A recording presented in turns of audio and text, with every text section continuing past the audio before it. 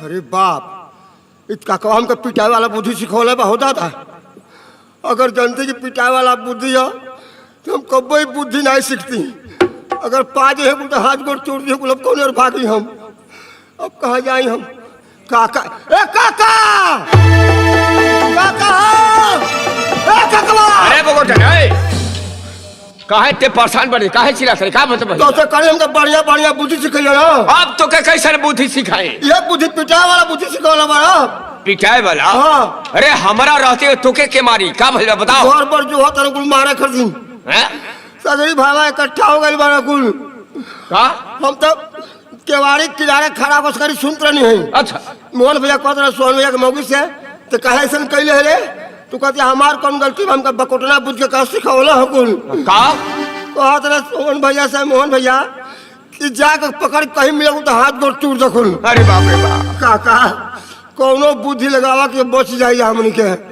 ई का हो गइले बकोटन हाँ काका ई सब फिर इकट्ठा हो गइल सन। हाँ कौनो बुद्धि लगाला बच जाइए। हां कौनो बुद्धि लगा दे काका। अब तो हमारे बुद्धिए नहीं के काम कर बुद्धि काम नहीं करता। अब का हो रे बकोटन अब कहाँ जाए। ई खोजत रह हमारे खातिर। हाँ काका अरे बाप बाप अब का करी रे काका हो हैं तार गोड़ धर तनी कौनो बुद्धि लगावा बा बस एवा से बच जाई फिर तुम्हारा लौट के हम ना जाए। हाँ एगो बुद्धि बा का बकोटन हाँ एकनी के बचला से एगो बुद्धि बा। कौन बुद्धि। हमने के दोनों जना बन जल जा साधु साधु साधु बन जाइल जाई ना चिन्हाइल जाई ना पकड़ाइल जाई ना पिटाइल जाई। ये एगो बुद्धि बा ओकरे पास हमला का कोनो बुद्धि नहीं के होता खोजत रह सो तब अब केनहो से चली आवला सो। तू आधा घंटा बैठा अबे हम 1.5 घंटा में आवत है। अरे नहीं होता अरे बाप रे बाप 1.5 घंटा के समय मत ले ई कहो कि हम 5 मिनट में लगे आवता नहीं। हे परमेश्वर परमेश्वर ओए अपन खुरपा कला सरवन से भेंट ना होखे। अरे खुरपा नहीं कृपा कृपा जय बजरंगबली जय हो बजरंगबली। अरे दादा हो दादा ई तीनों फिर इकट्ठा हो गया सब हमरा सबसे डर नहीं है। अरे बाप रे अरे बाप रे बाप अरे ले नहीं हो बकोटन हाँ साधु के समान आ गई। हाँ जल्दी साधु बन जाओ। कौन तरह बोली। अरे हम बताओ तन जल्दी बोल जाओ मैं केनो सा जाइए सर। है का साड़ी हो हाँ? अरे सब साधु के समान है। कौन तरह पहनी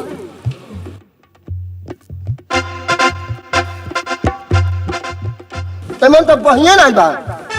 अरे वो नीचे वाला हाँ पहिर जल्दी पहिर। अरे खाली बच भर जाए हम फिर तो से हम बुद्धि सिखाओ। अरे दादा हो दादा हम जानते कि पिटाई वाला बुद्धिया बताओ तो का हम कब जिंदगी में नहीं तो बुद्धि सीखती हम। ओम गड़बड़ाए न ओम गड़बड़ाए न।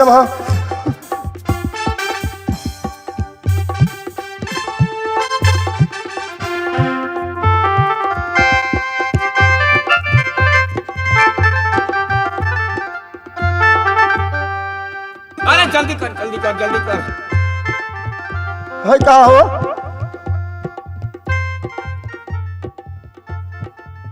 ठीक बा ना। अब नहीं लौकी मुँह हमारे। अरे अरे सीधा कर सीधा कर। हेन्ने कर होन्ने कर फंसा दे बड़ा और कुछ नहीं तू लो तार मुँहवा हो। हाँ बा बा बा बा मुँहवा बा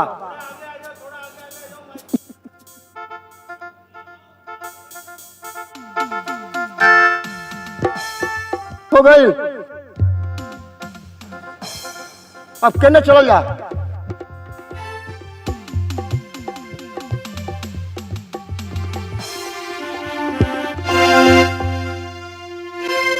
का अब हम के क्यों चीनी नहीं ना।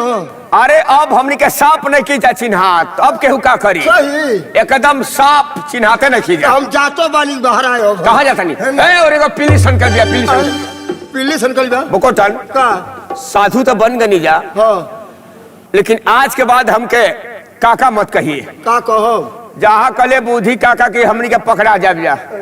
आज के बाद हमके कहिए गुरुजी हम तो के कहब राम चेला। गुरुजी अगर बच गई तो फिर तहार बुद्धि नहीं सीखब हम हो दादा। लेकिन बकोटन हाँ मारी कोनो गांव में चल जा के पुरानिया लोग कहे कि महात्मा जी बैठी एगो भजन सुनाई तब का होई रे। भोजन तो हम जानते नहीं। गाँव के परी कैसनो भजन गाँव के परी ना तक केहू कही कि नकली साधु होगा सब।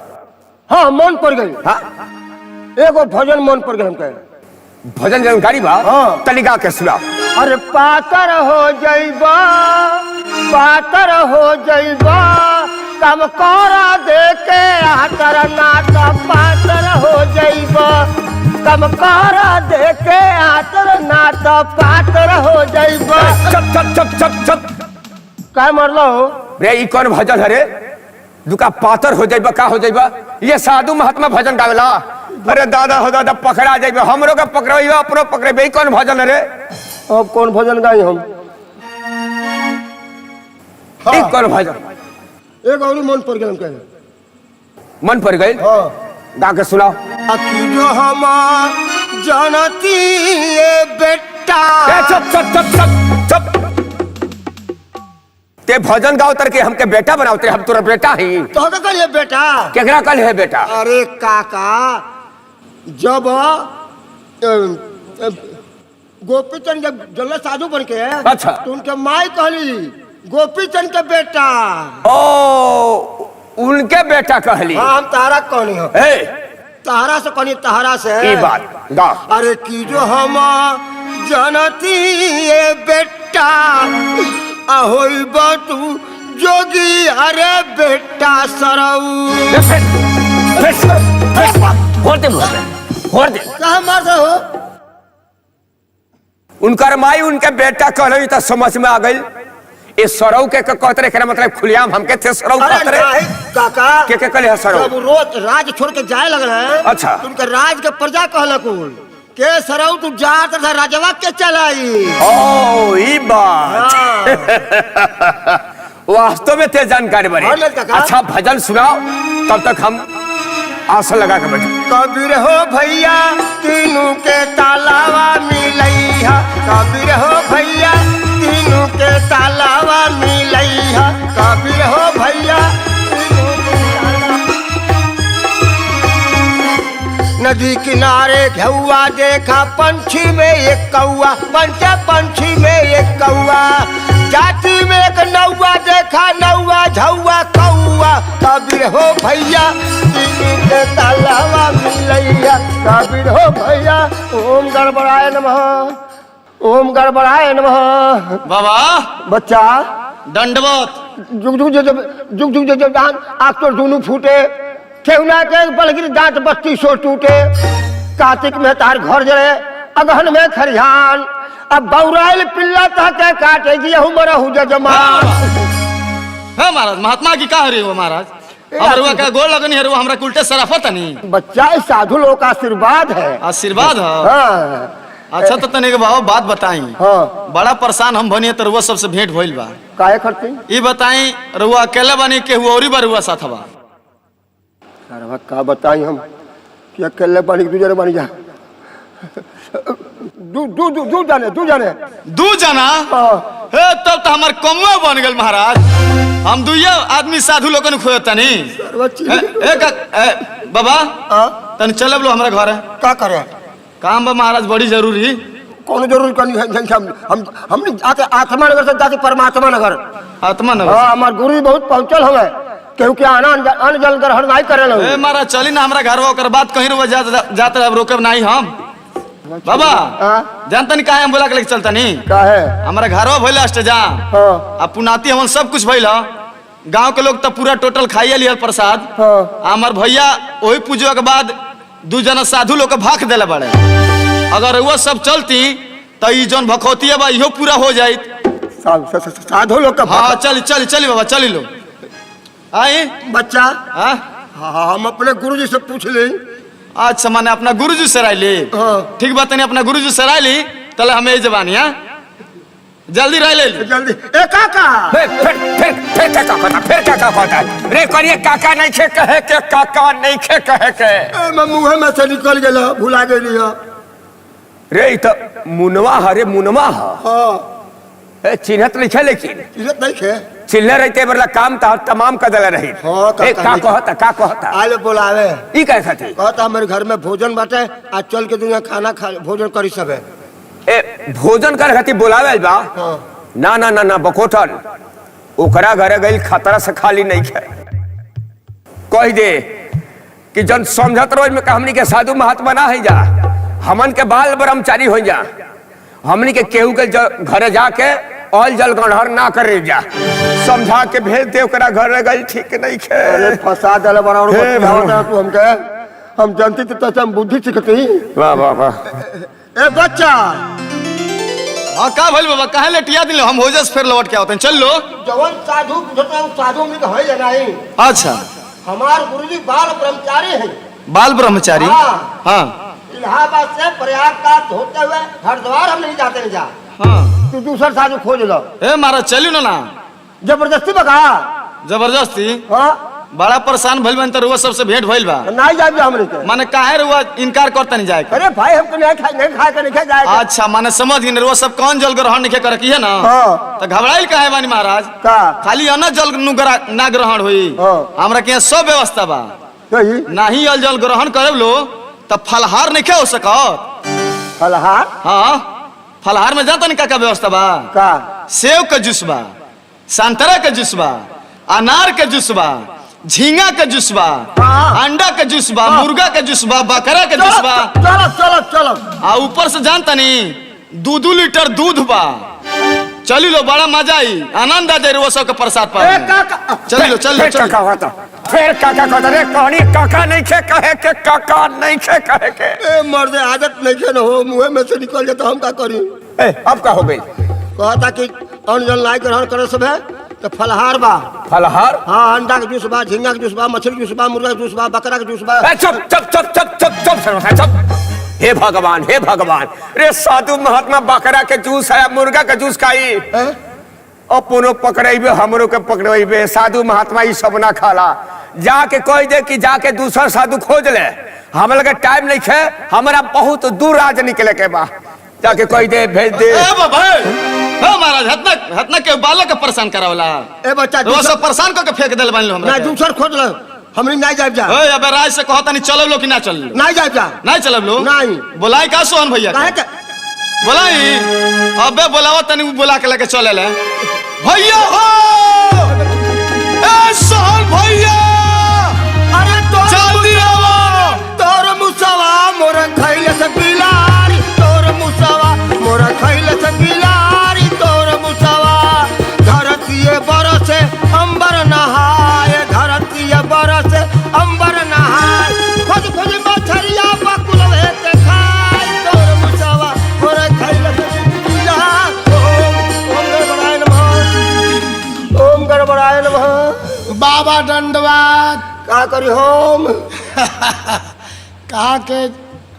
कहाँ से आओ तनी कहाँ ले जाए बच्चा हाँ हम लोग काशी से आ रहे हैं और बासिस होते हुए सीधे हरिद्वार चले जाएंगे।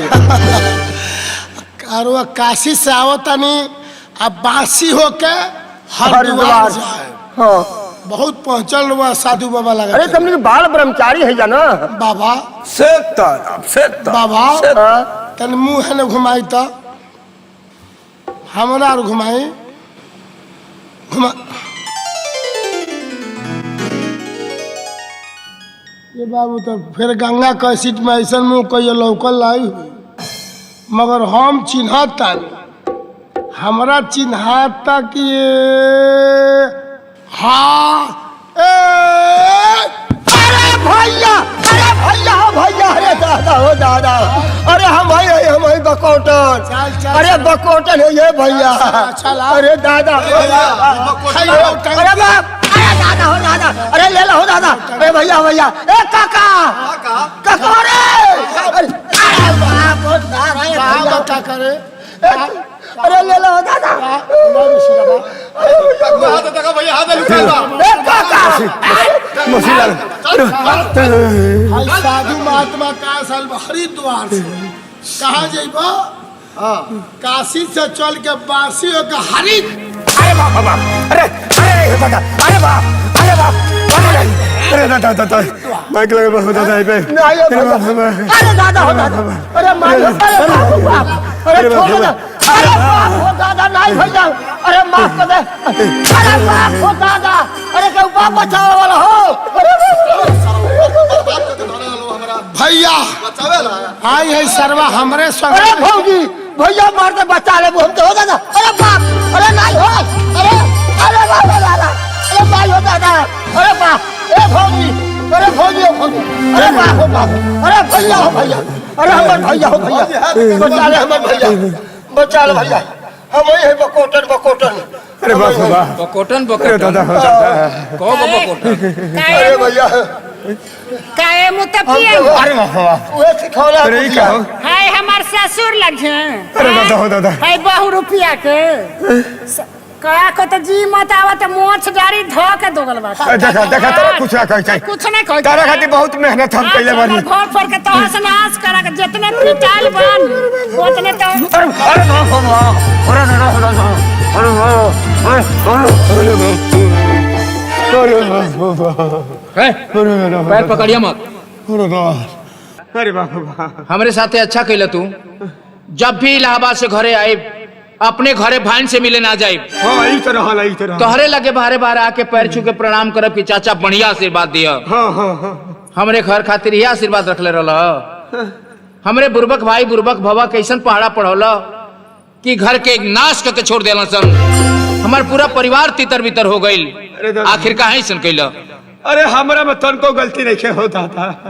अच्छा सब है सर बकोटना कैले बा। सब बकोटना कैले बा। हमरा में तो पैसा के गलती नहीं के। तू इन कलम तो पहले मुझे बुद्धि सिखाई, एक कलम बुद्धि सिखाओ तनी, अब झूठ बोलते थे पर सब तू है। ये कहता है कि ओकरा घरे दिन भर नौकर खान खटिले। अब पैसा ना दल सन, खाली खियावला पर रखले बा सन। अच्छा आ खाओ के अपने दाल चावल सब्जी खटाई दुनिया भर के सामान खाला सन। अच्छा हमके खाली मरुआ के लिट्टी या बंडा के चोखा खियावला सन। नहीं भाई ऐसा सब ये कहत रहे, सब ये झूठ कहत बोल रहे। बो, बाबा झूठ बोल, फेंक बड़ा,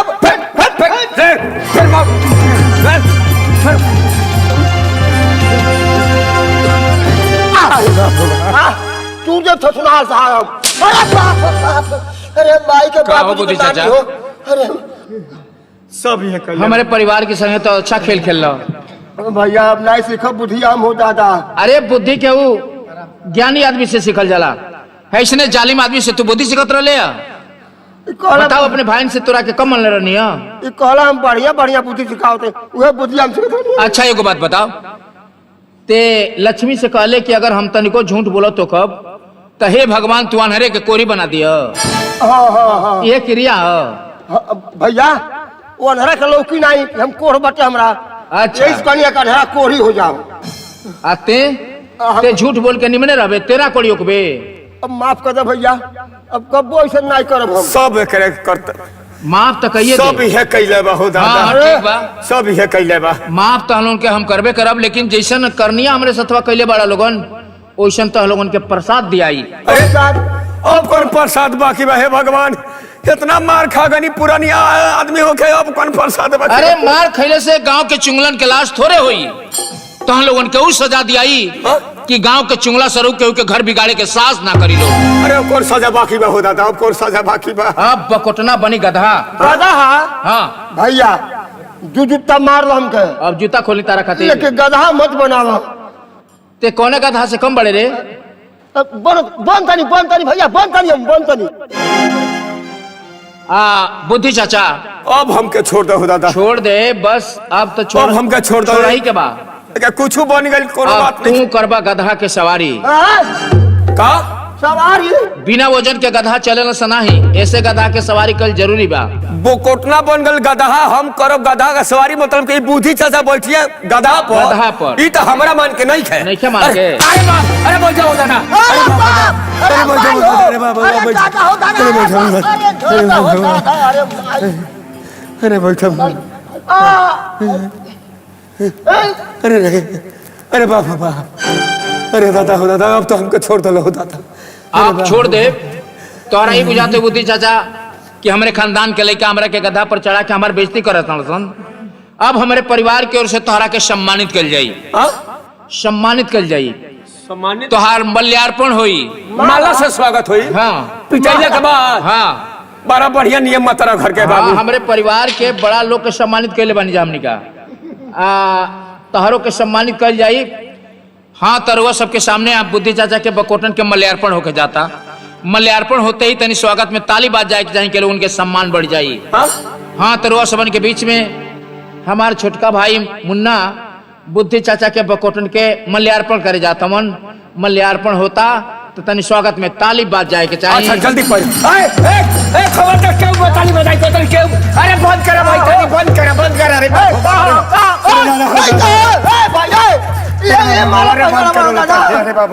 यही माला के पात्र बड़ा तह लोगों के पुष्प प्यार चाहिए। अरे बाबू बा बहुत भारी बेइज्जती हमके कदल हो दादा, अब हमके छोड़ दलो। अरे तह बाबू लोग के अंदर तनिको आदमियत होई तो हमारे पूरा उत्तर प्रदेश में मुंह ना दिखाई लोगन। काका हो चला हमनी के अरे दादा दादा हम यहाँ पे न रहबे ना रहबे नहीं करब हमनी के। कहाँ जाइबा सा? जाते मधुबनी मधुबनी। दरभंगा। अब सरो धान कटनी के दिन लागल तब तुम मधुबनी जाइबा?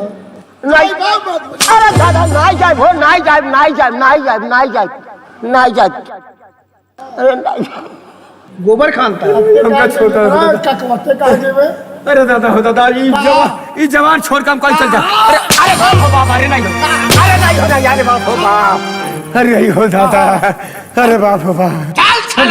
काका तहाँ लोगन के भगवान अब्बो से सद्बुद्धि दें, गलती सही में अंतर समझो लोगन। अच्छा हमारे परिवार में बकोटने आप बुद्धि का कुबुद्धि भर दल बड़सन। भगवान के नाम लो लोगन कि हमारे परिवार में फिर सुबुद्धि आ जा, पहले वाला वही सुख शांति। मगर पंचो आज के बाद से जौन भी हमारा परिवार में हो गई ये बात आप सबके परिवार में ना होके के चाहे। रघुपति राजा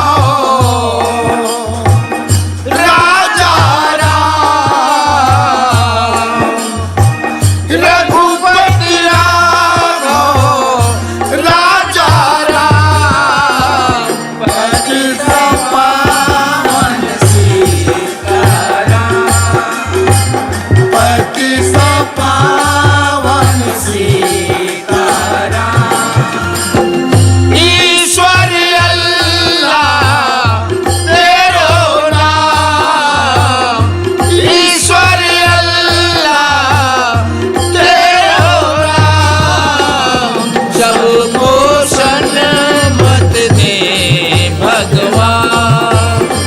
सबको सन्मत दे भगवान, रघुपति राघव राजा। प्रेम से बोलिए श्री वृंदावन बिहारी लाल की, मर्यादा पुरुषोत्तम श्री रामचंद्र की, इस पवित्र भूमि की गंगा कैसेट की जय। ड्रामा समाप्त। जय हिंद जय भारत।